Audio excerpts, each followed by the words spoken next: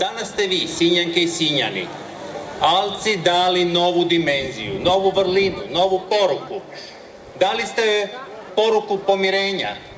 Onog trenutka kad ste ovako srdačno pozdravili veleposlanika nama prijateljske Turske, poslali ste veliku i važnu poruku.